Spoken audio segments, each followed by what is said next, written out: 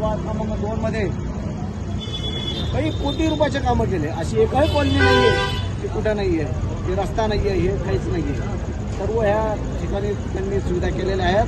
आम्ही धार्मिक कामं करतो तिथंही त्यांचं सहकार्य असतं, कोणत्याही गोष्टीला त्यांचं सहकार्य असतं आणि ते पूर्ण काम करतातच. मी तुम्हाला आजच सांगतो, त्यांचा विजय 50,000च्या मताच्या पुढे विजय झालेला आहे. हे सगळ्या महिलांचा घोष आहे. मागे गेले आणि आता 10 वर्षामध्ये आले तर विकास पाहायला केवढा आहे. आणि अहमदनगर शहरामधल्या जेवढ्याही महिला आहेत त्यांच्या माता भगिनी, त्यांच्या बहिणी आज सगळ्या त्यांच्यावर आनंदी आहेत. आणि त्यांनी ठरवलेलंच आहे, आम्हाला आमदार संग्राम भैयाच पाहिजे, आमचे बंधू संग्राम भैयाच आहेत. सांगा आज दर महिन्याला 1,000 आता इथून पुढे भविष्यात 2025मध्ये ज्या महिलांना होता त्याच्यामध्ये पैसे वाढवून ते देणार आहेत अजून. म्हणजे महिलांनी हा विजय घेतलेलाच आहे आणि त्यांचा विजयही केलेला आहे.